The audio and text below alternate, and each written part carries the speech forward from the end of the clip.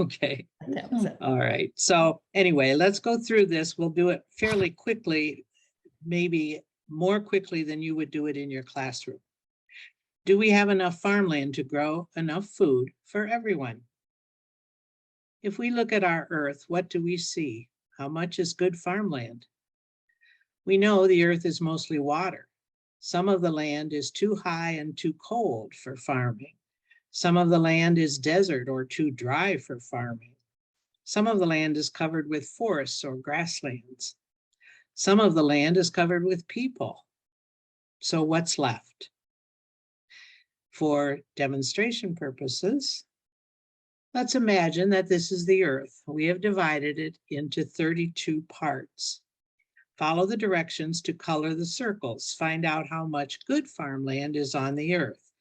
If you notice at the bottom of this slide, there's a link to a digital copy of this diagram, and also a paper copy that you can print and give to students. We know it's mostly water. Actually, about 75% of the Earth's surface is covered with water. So color 24 of the circles blue. And it really doesn't matter which circles. These 3 or 4 questions are discussion, and we won't have time for discussion, but these are ideas that your students might respond to. Where is most of the water? Besides oceans, where else is the water on Earth? How do people depend on Earth's water? So if you need students to be participatory, here are some questions to get them thinking.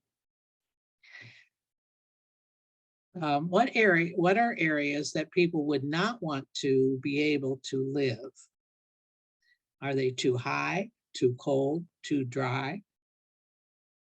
Color 2 circles white to show areas too cold and too high, like mountains and glaciers and icy ice places. Color 2 circles yellow to show areas that are too dry, like deserts. Why would it be hard to live in icy regions or on high mountains? These are more discussion questions.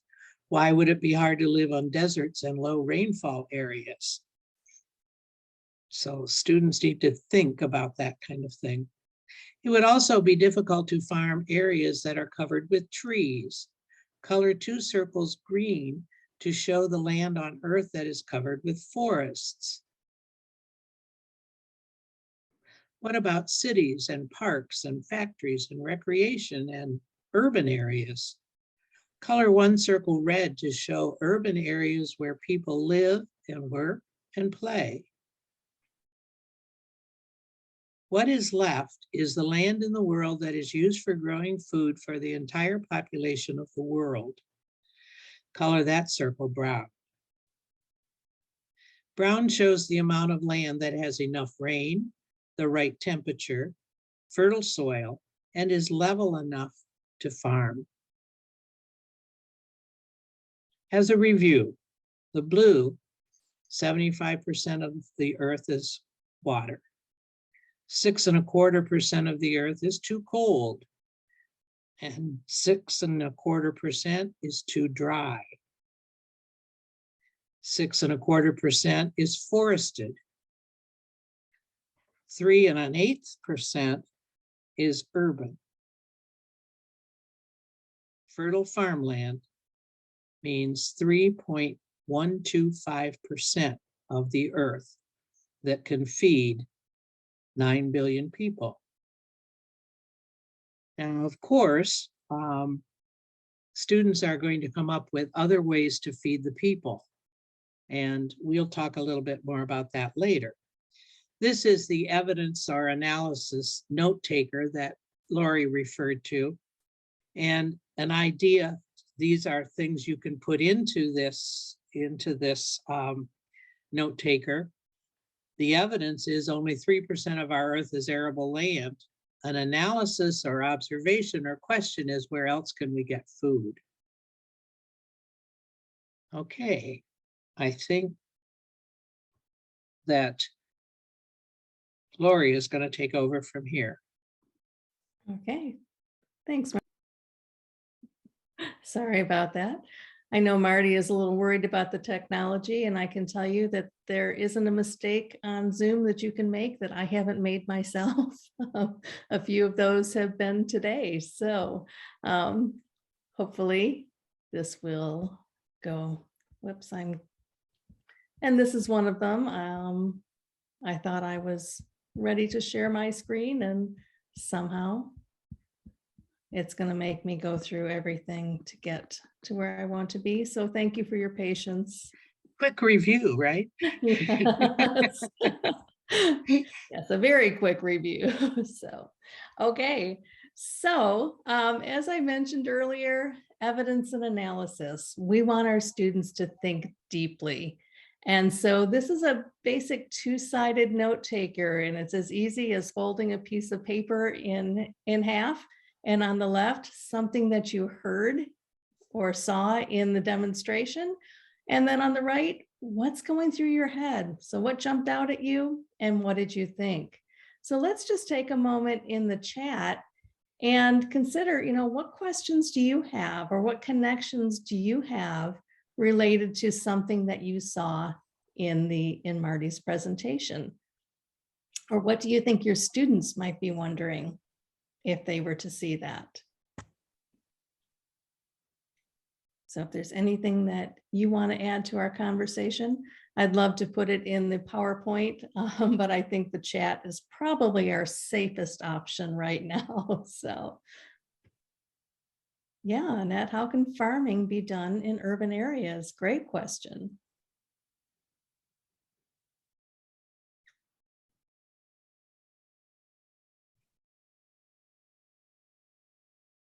How do we get more farmland, right? What can we do? Sure. In Michigan, in the 1990s, we lost 10 acres of farmland an hour for almost a decade.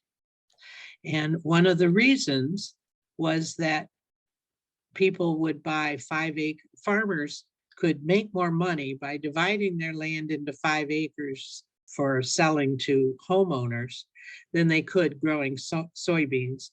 So they sold a lot of land that way, and people would buy 5 acres or 3 acres and build a house and a barn for their daughter's horse, and then let the rest of it go natural. So even though we lost about 10 million acres of farmland, we also, we didn't lose, we lost 3 million acres out of 13 million, but we gained many, many acres of forest, because in Michigan, if you don't mow your yard, it will grow a forest eventually. So we now have over half of the land in Michigan as forest land. So I guess that's a benefit. Mm-hmm. Yeah. And some great questions coming in here. Yeah. And oh yeah, that's a good one, Joy. We see a lot of what you were talking about, Marty, in the area I'm in, lots of subdivisions. Mm-hmm. I'm from Saline, used to be a farming community, and we had tractor day and everything at school, and things have really changed. So I've certainly seen a lot of that. And yeah, some great questions. So we're going to be using the same process as we go into our next introductory activity. Once again, this is intended to access our schema or activate our schema on this topic. And so we have an animation that I'm going to be showing you. It is admittedly an oldie, but a goodie. And so we're going to watch this video. It's about 5 minutes long. And I'm going to ask you, as you're watching this, to use that same process. If you have a piece of paper or if you have a document open, if you could just jot down anything that you notice in the video that jumps out at you. And then what are you thinking with regard to that? What's going through your head? What questions do you have? Connections you're making? Anything that goes along with that? And we'll share those afterward. So let's go ahead and Good comment, Mary. video.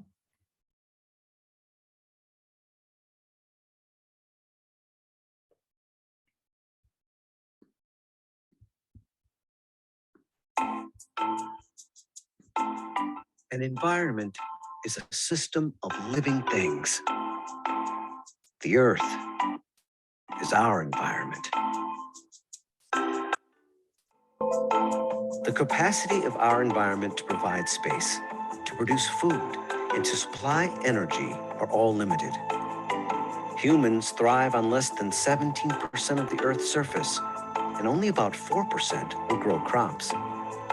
We depend on these limited resources for our survival. Yet we are increasing our population as if they were infinite. This fact is at the core of our environmental problems. On this map, we'll show population growth from the year 1 CE to the present and project our growth into the year 2050. Population concentrations will be indicated by dots, each of which will represent 1 million people. In areas where people are spread out and don't live in concentrations of 1 million, dots are placed in the middle of their approximate range. Historical references will be provided by images and text at the bottom of the screen.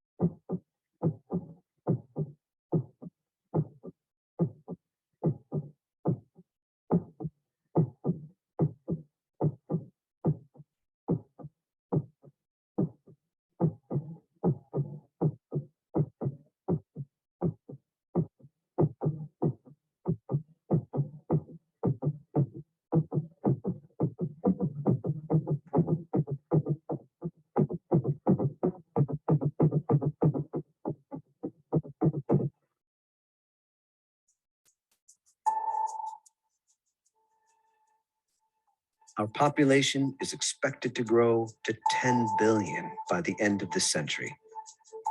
Yet the Earth's size remains the same. Slowing human population growth and lowering our use of natural resources are key to reducing the impact we have on the planet.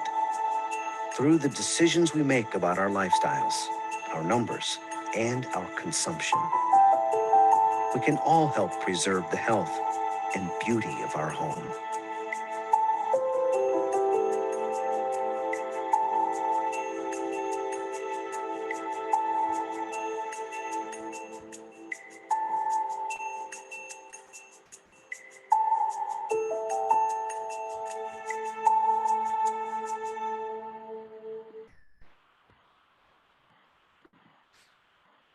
Okay, so it was 5 minutes and it was a little slow going to begin with, right?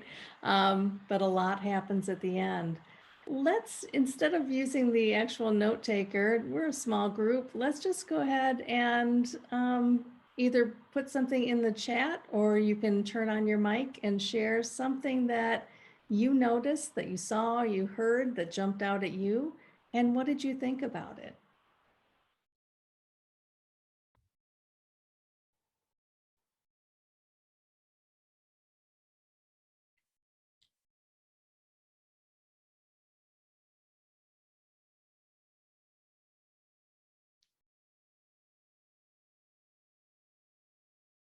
I'm going to assume you're all typing furiously right now.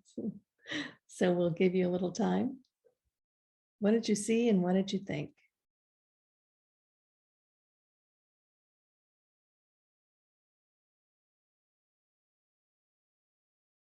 Yeah, definitely, Annette.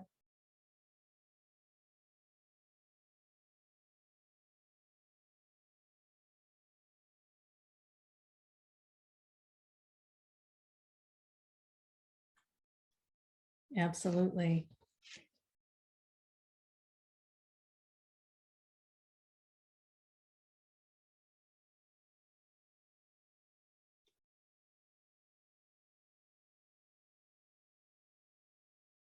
Sure.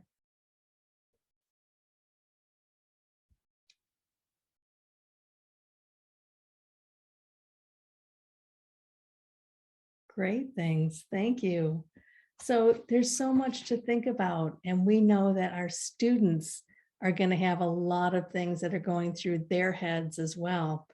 So with those two things put together, with looking at the amount of arable soil that we have to grow food, plus the way our population is expanding, those are things we want to address before we jump into the next part of our lesson, which is going to be a project-based learning activity.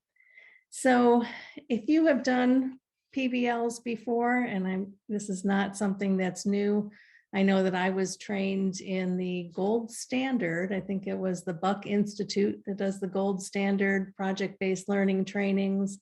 I also did the National Geographic GeoInquiry training. A lot of these have the same basic outlines of how things are set up. We start by asking questions. We then structure the inquiry or have the students do the research. We have them build some kind of a product with what they've learned, and then take action, present their product in some way, and then step back and reflect on things. And so we have for you, and you'll get a copy of this as well. This was something that we put together, or actually I put together based on this topic. And so the first page of this lesson plan just kind of gives you the introduction. These were the two activities that we did, talks about the note taker. And then I bring up an essential question that I use as an umbrella kind of question for this inquiry. How can we produce enough food to meet the needs of our world's growing population without overwhelming our planet's environment? And in my ideal world, this kind of a question would be something that I would work together with students, taking their questions, and then we would form a question. But sometimes I put the question out there and we go from there. Questioning is so important, and I've written a lot about it here because it is so important. Any of those PBL trainings that you'll go to or have been to, I'm sure have done a lot with questioning as well.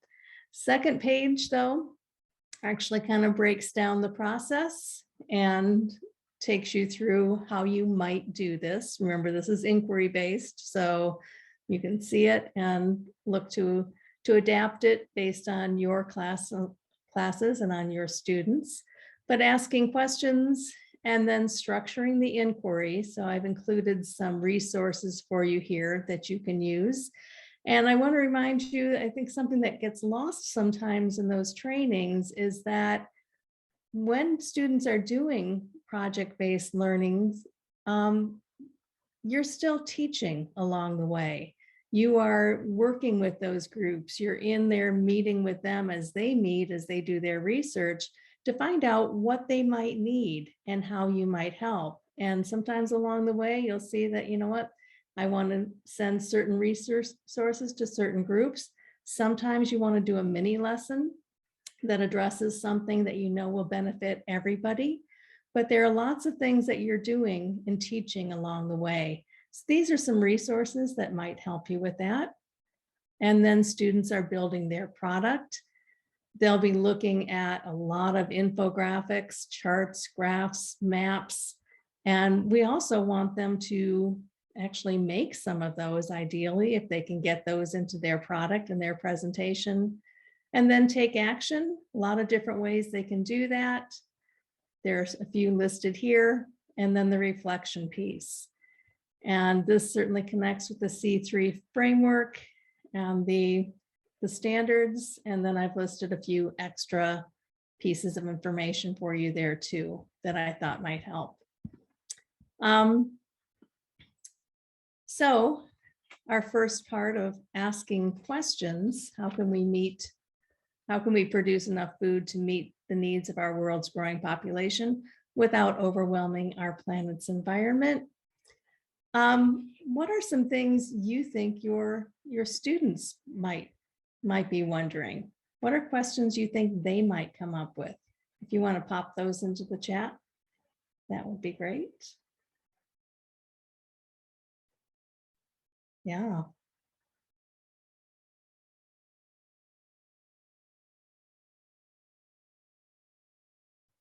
Lots of great things you guys are adding. Thank you for your participation here. And I know sometimes in these sessions, our chats are so rich that, and we lose them when we're done. I'll actually copy the chat and put it into the PowerPoint. So when you get these resources from us, you'll be able to see those too. Great questions. What percentage of food produced is wasted? Sure, a lot. So, right. This is great. All right, we're going to jump now into taking a look at the core text that's part of this project-based learning activity. And it is a National Geographic article.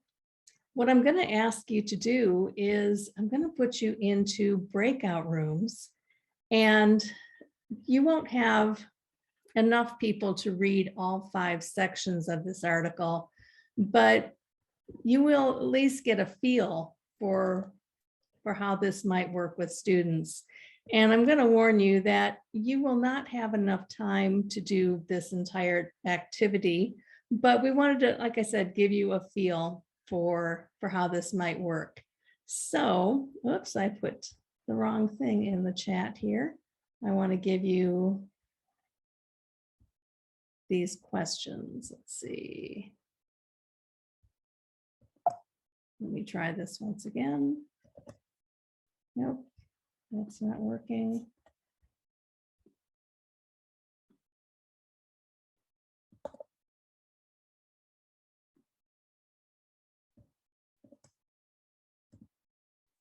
Okay, so you'll have access to this. All right, so our article is from National Geographic, and I want to warn you that just like the magazine, there are a lot of great visuals that go along with this, and there's an awful lot in here. We're used to reading from left to right, but if you press the button or the arrow on the right, that's actually going to take you to a totally different article. When you open this one up, what you want to do is scroll down.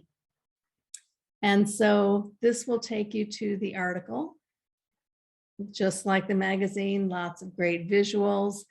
At this point, the arrows will take you to a few different photos and things.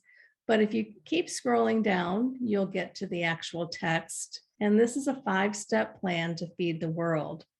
So the idea with our breakout room activity is to jigsaw this and have everybody in your group take a different section of it, read it, and then at the end, give everybody about a minute to share their thoughts on what they read. And that way you each get exposed to a little more of the article than you would have on your own. So that was the introduction. And then if I continue to scroll down, here's information on step 1 and infographics that go along with that. Step 2, same thing, some maps that go along with this. Step 3, resources, or using resources more efficiently. Step 4, shifting our diets.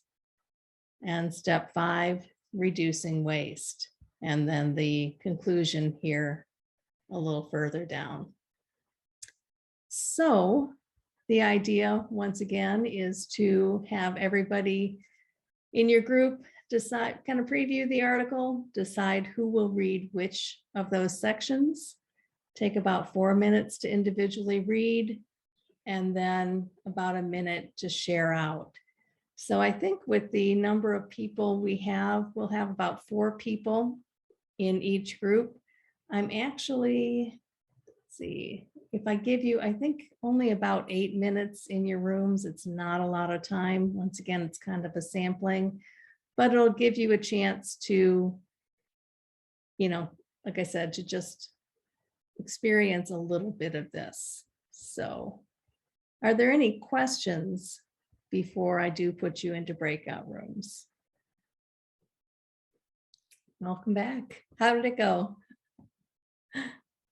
Good. Okay. It cut you off for a reason, Allie.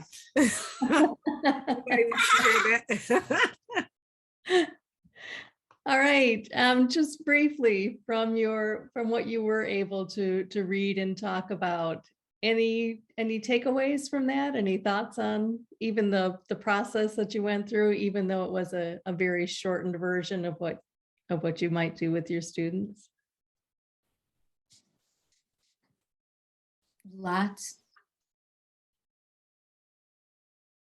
I'm impressed that some of the questions in chat before we read the article Mhm. talked about some of the same things, the waste, the idea of doing more with less land.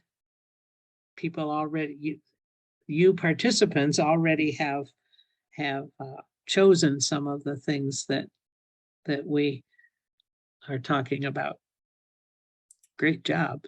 Absolutely. So One of the things that happened in our group is I got a phone call right in the middle of it. It was quick. It was like, I'm in a meeting and I'll call you back. But it got me thinking about in the real world with these kids, you know, the reality is that I have 6th graders that read at a 1st grade level, and then I have 6th graders that read at a high school level.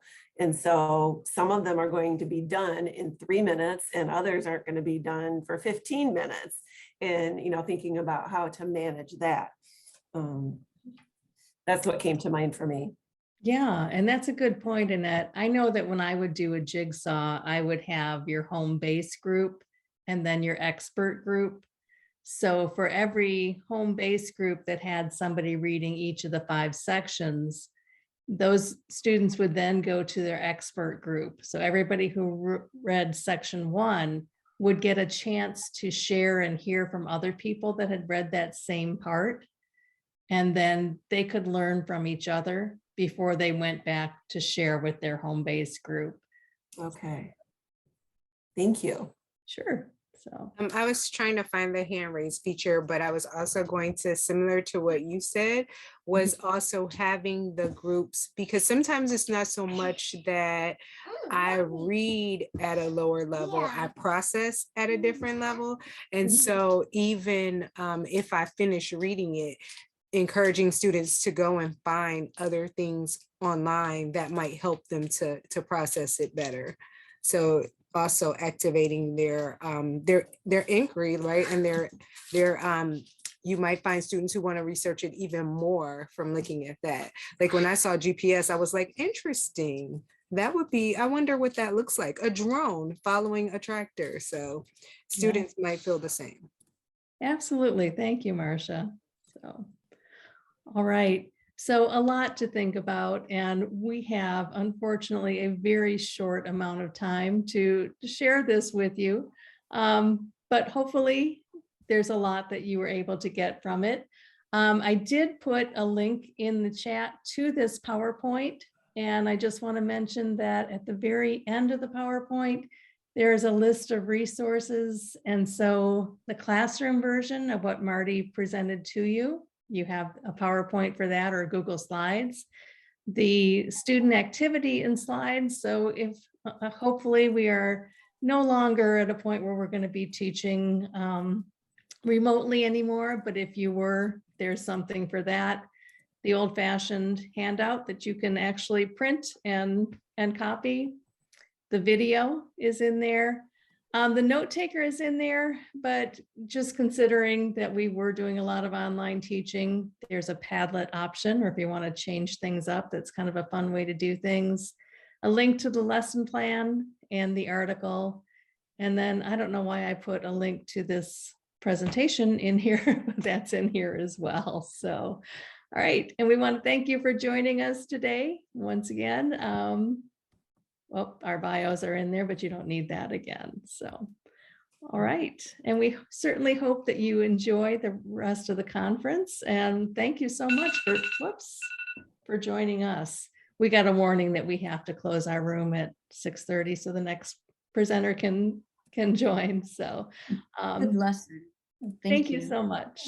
Yeah. Good lesson. Thank you, everyone. Take care. Thank And you. I will copy the chat and put it in here as well. So thank you. Bye-bye. Bye.